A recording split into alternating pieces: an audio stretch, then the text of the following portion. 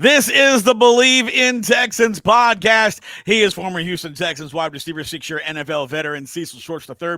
I'm Patrick Creighton, the host of Area 45 on Sports Radio 610, your flagship home for the Houston Texans. And so we've got a fun thing to talk about today. Number one, Nick Caserio joined us in studio on Friday at Sports Radio 610. And with donuts. Talked with us for a lot. Dude, I got the last donut. Man, I get in there. I got into the station and I roll into the kitchen and there's a big box of Shipley's with one donut in it. So, of course, being so proud and all, that I would not eat the last donut. I grabbed that last donut and I walk back and I see Figgy and I look at Figgy. I'm like, "What's up, Fergus?" Because I got a mouthful of donut. And he's like, "Yo, man, did you get that last donut?" I'm like, "Hurry up, I got that last donut." He's like, "Make sure you say thanks to Nick Caserio. He brought those in." I'm like, "National Donut Day. What's up, Nick? That's what's going on." So shout out to our good friend Texas GM Nick Caserio for the donuts. I'm very proud that I got one because, I got to keep this svelte figure by eating donuts. I mean, if I don't eat donuts, I will wither away and die. So must have the donuts. I mean, he spoke about wide-ranging topics on Friday, and I wanted to pull a few of these out here to discuss them with you on today's podcast because some of these I thought were very interesting. Let's start with Kenyon Green because, Kenyon Green's now going into his third year. He missed all of last season with injury. The year before, when they first drafted him out of A&M, he had a guy who had a reputation of being a road paver. A physical guy, run blocker, had that chip on his shoulder, get down the field, pancaking dudes. And then he played pretty well, and then he got hurt. And playing through injury, well, he didn't play very well as he was playing through injury. He struggled. And it's hard enough to be a rookie in this league as an offensive lineman, but to do it when you're not at 100% capacity is a lot more difficult. He kind of rebounded towards the end of the year, but then multiple injuries after that led him to miss all of last season. And last year, the Texans offensive line was basically a merry-go-round of who are the healthy bodies this week. They burned through offensive linemen with injuries last year. So Nick Caserio was talking about Kenyon Green, talked about how he looked to be in great shape, how he went up to Oregon and did this 5-week program to really get his body right, and how his technique is so much improved from what it was when he first came into the league as a rookie. What are your expectations for Kenyon Green this year as he enters his third season? He'll be starting guard. I don't know if it's right or left, but I expect him to play at a high level this year. I expect him to meet every expectation of a 15th overall pick this year. I think this is the perfect offense for him. I think him having a healthy start to the offseason, him having time to recover from whatever injuries, whatever surgeries, whatever he had going on, spend that 5 weeks training, work with some top-notch people when it comes to technique for offensive linemen. I feel like in your third year in the league, you're comfortable with what's going on, right? You're comfortable with the speed by now. You're comfortable with how you are as a player as far as, okay, I know who I am. Now it's about getting better with my technique. Now it's about getting better with this certain plays or this certain style of run or pass blocking. And him having the same offensive coordinator this will be his second year with Bobby Slowick, this is going to be tremendous. And I expect him, honestly, to have a breakout season if you can be a breakout for an offensive lineman, right? But I expect him to have seriously a breakout candidate season because when you are a lineman in a zone system, I said this before, you need to be nasty. You need to have some punishment to you to lay people on the ground, have some physicality about you. When he fits all of those needs, it is about him staying healthy, learning how to be a pro. And if you just look at his body, he looks better, right? He just looks like his weight is more distributed around him. He just looks more in tune. He looks like an offensive lineman. So it's going to be exciting to see, but I expect him to break out big time this year in Bobby Slowick's offense. Now, if we were to go with odds-on favorites, assuming everybody is healthy. Larry Tunsil, assuming he's healthy, he'll be the left tackle. Kenyon Green would be the left guard. Juice Scruggs, who they took in the draft last year, would be the center. You got Shaq Mason and Titus Howard on the right side. How important is it for Kenyon? And to Juice to another extent, but for Kenyon to be healthy this year, what does he mean to that offensive line when he is healthy? It's going to be a big. Well, number one, I think offensive linemen need continuity. They need to know each other, need to play with each other, right? And when you have guys shuffling in and out, in and out, in and out, in and out, there's no consistency there. It's hard for a center to communicate with the guard that's different every other week, and the guard to communicate with the tackle that's different every other week. So for that continuity to be there and understanding, okay, he's making this gap call. I need to make sure I'm in this protect this certain gap. Hey, this is zone to the right. I got to make sure I'm taking my step, make sure I'm double teaming with Juice, moving on to the second level. And I know how he double teams. So I know, his tendencies, what he likes to do, what he can do, what he struggles with, what he's good with. That is what's big for me. He has the physicality. He has the smarts. He has the size. He has the technique. He has the technique now is growing, I should say. He has the skill set is there. It's about him being a consistent player, him playing on the field consistently, him being available consistently. Your best ability is your availability. I heard that all through my career. So simply him just being there and being able to communicate with Tunsil and communicate with Juice, communicate with CJ, that's what's going to be the biggest difference. Him being there week in and week out, and you'll see a huge difference from year 1 to year 3.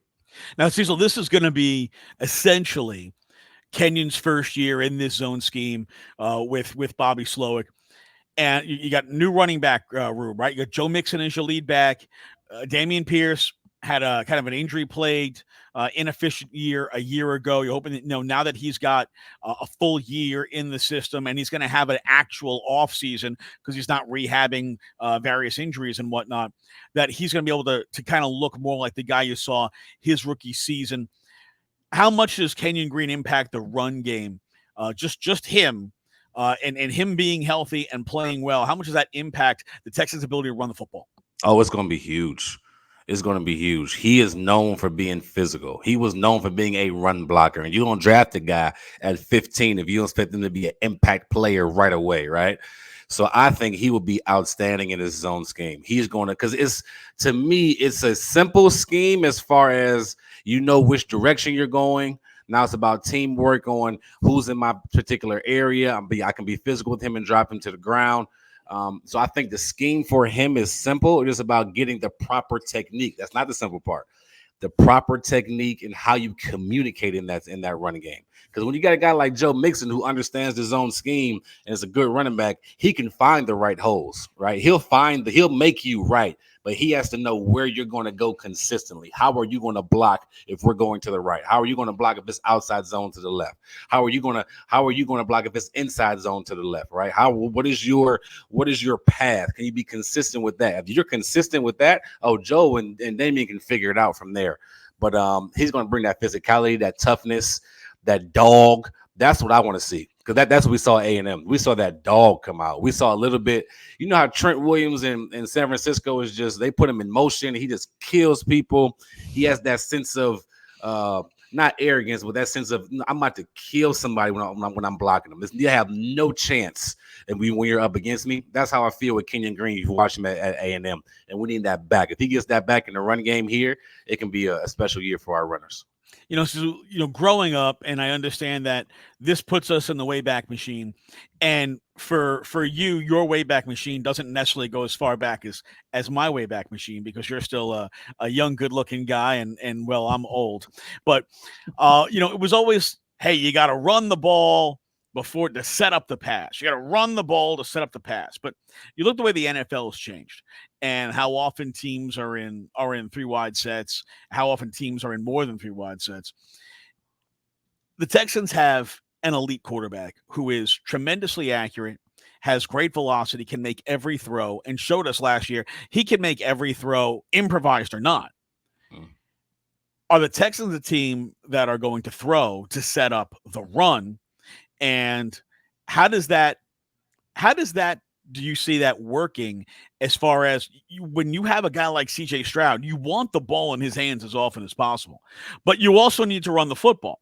How do you figure that to split? You know they want to run it, but are they going to run it off the pass, or do you think they will try to be more even-keeled in the way they split run pass? I think it depends on who you're playing week to week, right? I think at the end of the season, Bobby Sloak's goal is to be 50-50. Because if you're 50-50, then you were pretty unpredictable with your offensive play calling, right? But I'll be ashamed to say, like, okay, it depends. Like if you're playing, and I'm just throwing teams out there, right? If you're playing the Colts and their weakness is their secondary, then you probably should be, throwing the ball a little more than you're passing. I mean, a little more than you're running, excuse me, right? If you're playing against a stout defensive line that's going to rush the passer well, where they can't stop the run, then probably we should be, running the ball a little bit more with Mixon and Pierce and mixing things up. So I think it's a week-to-week thing.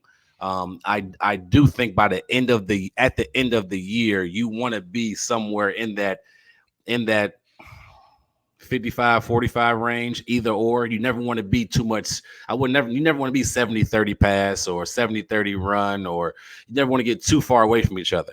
You want to, even though CJ is your playmaker and is your number one guy, you have to have the ball in his hands. You got to keep the defense honest too. And how you do that? By running the football, by keeping them off balance, right?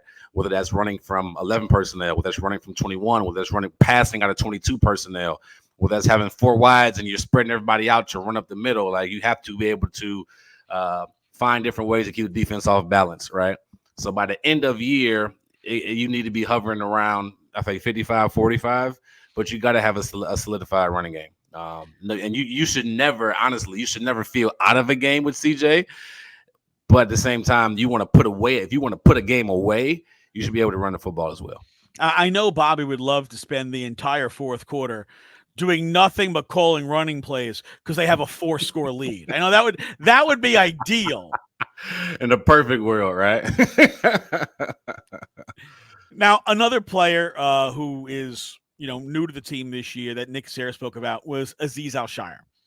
And listen, Caserio's comments yesterday very much echoed those of his teammates, talking about his leadership skills and what kind of person he is in the locker room.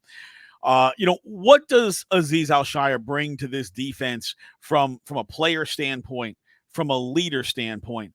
And then, what does it say about the fact that he wanted to be here? He even spoke about how he wanted to be in Houston last year, but they couldn't make the dollars work. But he was going to make it happen this year, and they did. Here's Azeez Al-Shaair now, coming in, guy who's a Mike linebacker, moving into what is another year of an improved defense. You know what? Player standpoint, I believe he was 5th in the league last year in tackles. He was sideline to sideline. If you watch film, if you remember the games last year when the Texans played the Titans, he was everywhere.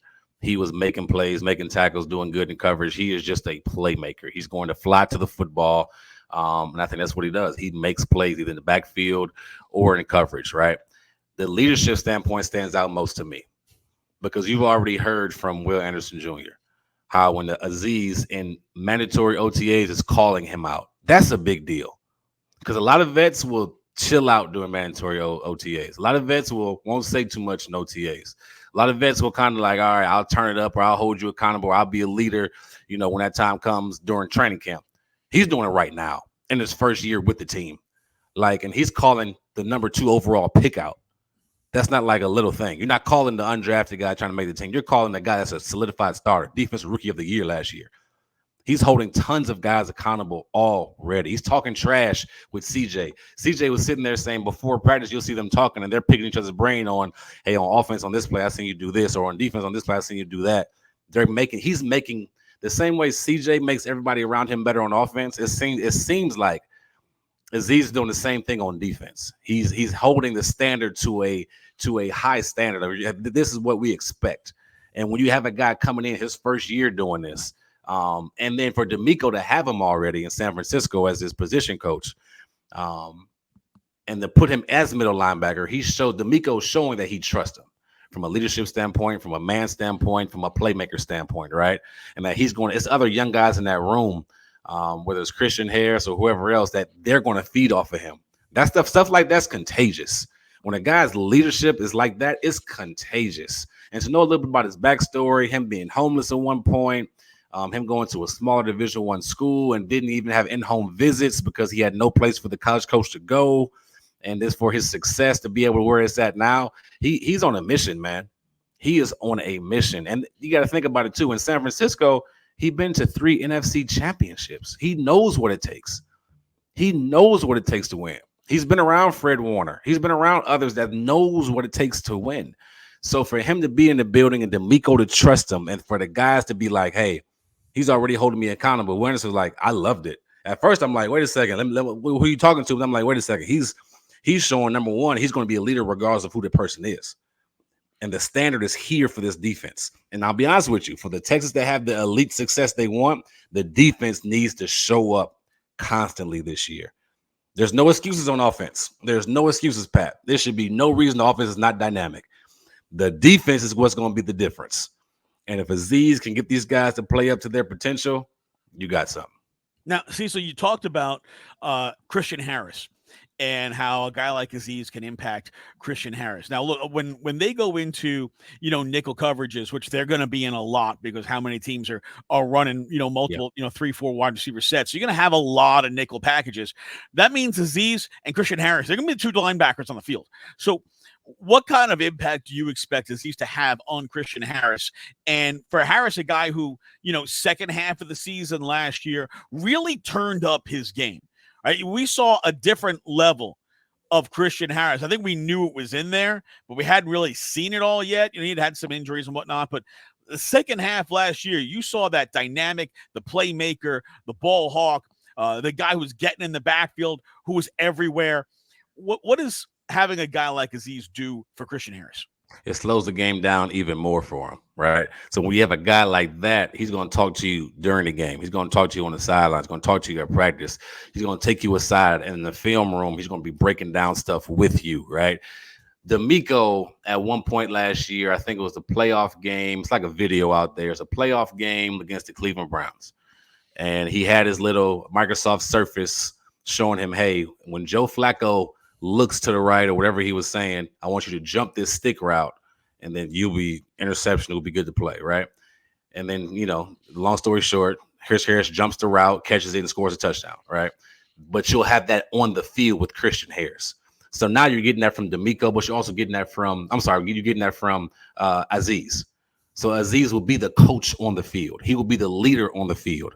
So now Christian Harris doesn't have to learn by himself. He's not learning on the fly. He can watch Azeez. It takes pressure off of him. He can feel more free when you play. When you have a running mate with you that you trust, that you know is prepared, that you know is a leader that's been around, it takes pressure off of you. Now I can freely play. Now I can run sideline to sideline. I know my assignment. Now it's got to make my plays that I've been doing since I played at Alabama, right? So it's going to calm him down some, Christian Harris, and he's going to play more free. So more stuff that we've seen in the second half of the year, we'll see all year long. So I'm excited to see that from Christian Harris for sure.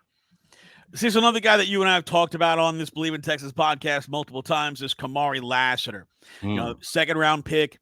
And a lot was made about his 40 time not being great, but all his other metrics and all his other times, his shuttles, and were all like elite level. But so much was made about his 40 time not being great. And, Caserio is very big on, let me see game speed versus, off of blocks, no pads, no helmet, just out there, t-shirt and shorts, and how well you run there versus what you do on the field when you're in game play and you're, fully padded up and you're banging bodies. What is the difference in your speed? And now granted at OTAs and minicamp, it's helmet and shorts, right? They're not wearing all the pads, but if you don't look fast in a helmet and shorts during minicamp, you're probably not going to look fast when you are, with the helmet and all the pads on when we get into training camp. Fair enough. Kamari Lassiter did not look slow in OTAs in any way, shape, or form. In fact, he was often matched up with Stefon Diggs, and he gave as good as he got with Stefon Diggs. Is this guy a prime example of 40 speed versus game speed? Yes, he is. I think we get caught up, the media, the fans, um, social media into a fast 40. That's just fun to talk about. It's fun to see, but it does not always. It's not 100% correlate with being a great football player or a good football player. This means you can run fast without pads on, which is a good thing, right? Good for that individual. But like Nick says, it's about the tape. And if we look on his Georgia tape, he's not getting run by. He's step with everybody he plays against. He's step for step with no matter who is in front of him. He's playing with them, running with them, from the best receivers to, school of the blind. He's locking down, playing outstanding football. And what you see in OTAs is the same thing. And what they're bringing in guys to compete. They're bringing in guys with that dog attitude, that swarm mindset, that swarm culture. And Kamari is not back down, not one bit. There's different highlights you see him running step for step with one of the best receivers in the NFL and Stefon Diggs. There's times where Stefon gets his for sure, but there's times where Kamari is making some big time plays as a rookie, 4 or 5 weeks into his career, right? And you mentioned something. You said, well, if you're not fast in shorts and the shorts and helmet, for DBs and receivers, this is it. Like there's not a big difference between shoulder pads and helmets and just helmets, right? This is it. What you get is what you get. So if he's playing well, like you mentioned, with a helmet and shoulder pads on, most likely, or helmet and jersey, most likely he's going to play well when it's full go. So he's making a statement right now, and it's huge for a young cornerback going against some top flight receivers. And I think it's huge for him to be in that room with a Desmond King, be in that room with a Derek Stingley Jr., be in that room with a Jimmy Ward, be in that room with a Jalen Petrie, because they've been there and done that, right? And some of them are still young and they're starting to ascend, right? Derek Stingley starting to really come out of his shell, starting to really make some plays the second half of the year. If he can continue that road, but you got Kamari Lassiter watching and learning from him, and not being scared to compete. That's one thing I love about him coming out of high school or come out of college, He's going to compete every single play. He's going to compete. And that's what you need at the cornerback. You need somebody competitive. You need somebody that doesn't care if they make a catch or a play. The next play is the most important. And I think you got that in Kamari. Now, I know we still have to get through training camp, and there's still plenty of time before we get to week 1 of the season. Is Kamari going to put himself in position where he could be starting week 1 opposite Derek Stingley Jr.? I think he is. Absolutely. Well, number one, you got to look at the draft position, right? It is what it is. When you draft a guy in the first round or the second round, they're going to get the opportunity sooner than later if they're proving themselves. But number two, when you're showing up like that against Stefon Diggs, when you're showing up like that against Nico Collins, the $72 million man, when you're showing up against Tank Dell, that's a big deal, because that's probably one of the better receiver rooms in the league. So every day at practice, you're going against some of the best receivers in the league. That's only going to make you better. So I think he's putting himself in position. He needs to continue to do this during training camp when they come back, continue to do this during preseason. He'll get tons of reps, I'm sure. But it's not over. I'm hoping Jeff Okudah can play well. I'm hoping other guys can step up and play well. But Kamari's on the right path to put himself in position to be a starter week 1. Now, we know Derek Stingley Jr.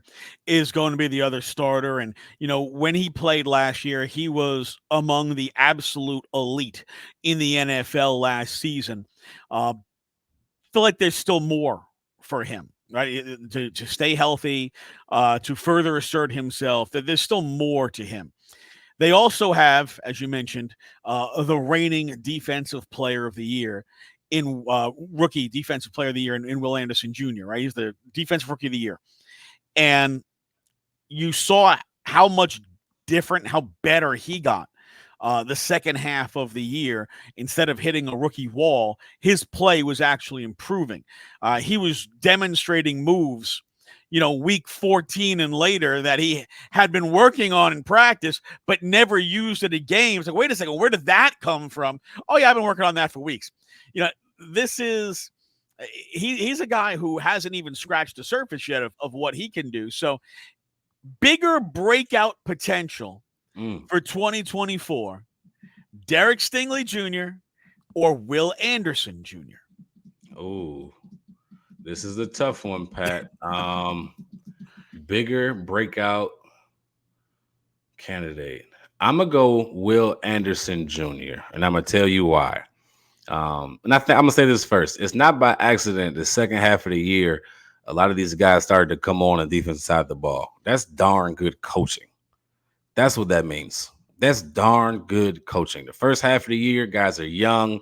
They're learning D'Amico. They're learning the system. The position coaches are learning each other. They're kind of going not through the motions, but they're learning. So it's a process. And the second half of the year, these guys stood out and stepped up and added more to their bag, whether it's different pass rush moves, whereas just being healthy and baiting the quarterback and getting interceptions. It's not by mistake. So that's a heck of a job by D'Amico and that defensive staff, right? Because a lot of guys you can say, hey, second half of the year, Stingley, Christian Harris, Will Anderson Jr., you can go on and on. But I think Will is going to learn so much from Danielle Hunter. And I think it's so much in the tank when it comes to Will Anderson. He's so young, and he works probably not too hard, but he is an extremely hard worker, and he wants to be good so bad. I think it's going to be a lot of one-on-ones for him because you got one premier pass rusher in Danielle Hunter, and I think you got a future premier pass rusher in Will Anderson Jr. So now you got one-on-ones with tackles. So now you can use that speed, that agility, that flexibility where you can bend around or you can spin and whatever you want to do. And he'll learn more moves and get more comfortable. But I think this year he has the bigger breakout because I think the last 8 games, what we've seen from Derek Stingley was amazing, right? Now, if he can do that 16, 17 games, that would be awesome. But I don't expect him to get 12 picks, 10 picks in a year. If he does, great, absolutely great. But I think the numbers wise, you can see Will Anderson getting 15 sacks. You can see him getting 12 sacks. You can see him getting a high number of sacks with Danielle Hunter. I just think there's so much in the tank. I think there's so much untapped potential with Will. I think it's scary. I honestly do. I think Will can be a real special talent here for a long time. So I'm going Will Anderson. Who you got? All right, so I'm also going Will Anderson Jr. Okay. And a little similar to your thought process here, right? So the Texans pass rush looks like it could be absolutely fierce. Insane. With Danielle Hunter, Will Anderson Jr., Danico Autry, and then like that rotation at the other defensive tackle spot. That guy's basically going to be the stay-home tackle, right? That's going to be your run stuffer. Okay. That's going to be the guy who's there to clog up, take up 2 blockers, clog up two slots. Right? He's there to be a mountain that just takes up the space while the other guys are all pushing upfield. And I think that because Danielle Hunter is who he is and the attention he has to command, like you said, Will Anderson Jr. is going to see one-on-ones. And if he sees one-on-ones, other teams' quarterbacks are going to go down very, very hard. And I'm all about that. Just put them in the ground. If they don't get up, look, I'm not rooting for guys to get hurt. I don't want you to think I am, but if he doesn't get up that fast, but it's football. Yeah. And if Will Anderson starts clobbering guys, well, then he clobbers guys. I'm okay with that. Mm-hmm. Makes me a bad person. I've been a bad person for worse. I ain't worried about it.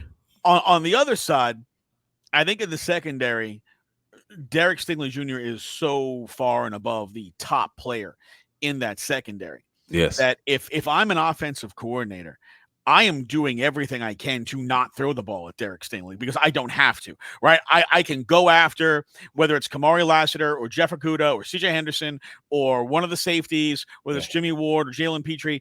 I want to take my chances going against them way more than I want to take my chances going against Derek Stingley Jr. Because one thing we know, no matter how good the other guys play, none of them have, at least in the last year, shown they are going to make you pay for a mistake the way Derek Stingley Jr. is going to make you pay for that mistake. The other guys break up passes. Derek Stingley picks it off. Yeah. And if I can avoid having to run that risk because I feel like I have a much better matchup with maybe a guy who's not as strong a corner as Derek Stingley. There's only so many Derek Stingley Jr.'s that whoever it is opposite of Derek Stingley, whether it's Lassiter, whether it's Okudah, whether it's Henderson, whether Des King's playing inside, playing outside. I'd much rather take my chances with those guys than take my chances with Derek Stingley Jr. So I think Sting is going to get less opportunity because I think teams are going to try to go away from him, sort of like teams did last year with the New York Jets and Sauce Gardner, who had a big first year, and then last year said, you know what? We can pick on every other guy in the secondary and stay the heck away from Sauce Gardner. And I think a lot of that is going to be similar for the Texans this year with Derek Stingley Jr. That's a great point. When you have solidified yourself as a elite corner, like you mentioned before, teams are going to, on Wednesday morning, they're going to have you on their big board and a team meeting and said, hey, we want to avoid this guy. This guy is somebody we don't want to throw to. We don't want to test too much. We're going to avoid him. So that's a great point by you, because if you can shut down one side of the field, now you're getting the pass rush going. Now you're helping out. Hey, we know which way they're going with the football. So now you're helping the defense as well. So that would be huge. Now, Cecil, Stefon Diggs spoke to the media. And I know you and I have had some conversations about this. I was kind of like, look, I don't care if he talks. I just want him to go out there and play. Yeah. And we all know who Stefon Diggs is as a player. Yeah. We know what he brings to the table on the field. Bring me that. I'm good. I don't care if you talk twice a week. I don't care if you go out there and say, I'm only here so I don't get fined. I don't care if you go out there and say, I'm just trying to be the best teammate I can be. I know those have both been done before. Don't care. But he spoke to the media, and when you listen to him speak, he sounded like a guy who really wants to win. Yeah. Sounded like a guy who understands this is going to be a dynamic offense with a great quarterback. They've got 3 top-line wide receivers. They have a really good tight end. And, he didn't seem like a diva at all. What did we miss something, or is this really more who Stefon Diggs is? I think this is who Stefon is. I do. I think in today's society, especially at receiver, a lot of people get a bad rap sometimes, but also diva could look differently nowadays with social media, if that makes sense. But it was exciting. It was exciting to see him speak. I was with you. I didn't care. I just wanted to play. Like I can care less if he speaks to the media ever again, right? Because I know he's going to be durable. He's going to be dependable. He's going to be darn good week in and week out. That's what he's been doing the last 6-7 years. So that's why I expect. But he seems like he's excited to be here. He seemed like he's ready to win. And I think one thing that stood out to me, and I think we all knew this, he's a man about his business. Like he seemed like, okay, hey, nothing comes easy. I'm ready to work for it. I understand what it is. I came close to Super Bowl multiple times, couldn't get there, couldn't get past this. I'm ready to go. And he understands year 10 is crucial for him. Your time, you have less time than more time for him as far as getting to a Super Bowl and getting that chip. So I think he seems focused to me. He seems dialed in. He seems like he's picking things up great. He seemed to fitting in, and he's calling Nico Collins Nick, and like he seems like he's getting along with everybody. He had a relationship with Tank before he even came here. He's going to be a great leader for that room. The way he works, to me, is similar to Antonio Brown as far as his work ethic on the field. From what I read, from what I hear, from talking to different people that've been in the locker room with him, like he's going to work his behind off. He's going to be one of the hardest workers on the field. That's why he's been so successful the last 6-7 years, because he works his butt off in practice and it shows up in the games. He's been exceptional. So I hear his focus. I hear his determination. I hear his wanting to win. I hear him wanting to get better, even in year 10, right? And I hear his excitement to play with the other guys in that receiver room as well as this team as a whole. I understand. Sometimes I think fans get tied up in the business of football, right? We all say it's a business, and a general manager, they have to conduct business. And a lot of times that means players are kind of getting the short end of the stick with non-guaranteed contracts. Guys are getting waived, guys are getting cut, guys are getting, forced pay cuts because, hey, I need to allocate this money other places. And I think fans are perfectly fine with the team making business decisions that impact players. But a lot of times I think fans don't quite understand the reciprocal end of that, which is players need to make business decisions for themselves. Yes. And that if you're a player, you need to get paid what you can get paid when, because you have a very finite career path, right? As an NFL player, your career is generally the league at the average is 3.5 years for an NFL career. Yes, sir. And if you're trying to, you're an elite player, you want to get that money, like you got to fight for it. Mm-hmm. And Stefon had to fight for that money, and in Minnesota they didn't want to give it to him. They had other receivers, they have higher draft picks, they saw alternate avenues of, hey, we can replace Stefon Diggs and not have to spend that kind of money. But there's always another team that can't replace a Stefon Diggs and has that money to utilize him. So I never had a begrudgment against Stefon Diggs for wanting out of Minnesota, because he just wanted to get paid. He earned that paycheck. He wanted to get paid. And the Buffalo Bills were willing to make that trade, and they were willing to pay him. And his first year, he put up absolutely monster elite numbers in Buffalo. He turned Josh Allen in from a project to an MVP candidate. And I don't think that's an accident that a guy who previously struggled with accuracy now has a Stefon Diggs whose catch radius is a semi. And if you just put it anywhere near him, if it's in his zip code, he's going to get it. Yep. And when you have a guy like that, and look, then you look at how things ended in Buffalo. They changed their offensive coordinator. They were changing their offensive system like in season. And Stefon wasn't the only guy who wanted out. Gabe Davis wanted out too. And that should say something, that it's not just one guy who was like, okay, this offense is not working. You guys are not communicating with me. Why am I being marginalized in the offense when I've shown that, I'm a guy who's going to be the playmaker for you? Gabe Davis felt the exact same way. When your top two receivers want out, I think it's more than, oh, this guy's a diva or this guy's a problem. I think there's a problem at the team level when your top two wide receivers are like, get me out of here. And, Stefon, to me, he's a guy who he wants to win. And as you mentioned, getting, once you get that 30 number, your motivation to win becomes a lot greater, because you realize your time is getting limited. Yep. And this is a league where wide receivers at 33 generally are getting pushed out the door. So you don't have a whole lot of time left if you want to go get that championship. He's been a championship level player. He just hasn't won that title as yet. And I think he looks at what the Texans are, what they've built, and sees this is a team I can absolutely have a chance to win a title at. I can go out, I can play awesome football, continue to be, the top receiver that I've always been. I got a quarterback that I know can get me the ball anywhere on the field. And at the end of the year, whether it's here or it's somewhere else, I'm going to have the numbers that say, pay me. And hopefully I've got a ring to go with it. Yeah. Yeah. I what stood out to me too with Stefon Diggs? He talked about Josh Allen a little bit. He said, I wouldn't be here if it wasn't for him. Like, I've never heard of Stefon Diggs being a bad teammate. I've never heard in Minnesota guys not liking him. Adam Thielen, who was the number one receiver at that point in time, and like you mentioned, was one of the reasons they didn't want to pay him, loved Stefon Diggs. In Buffalo, people love Stefon Diggs. Like you mentioned, it just wasn't the right fit. This wasn't the right fit. They started doing something totally different, which didn't make sense, and it didn't work. For whatever the reason, that's what they decided to do, right? But Stefon's going to be huge, man.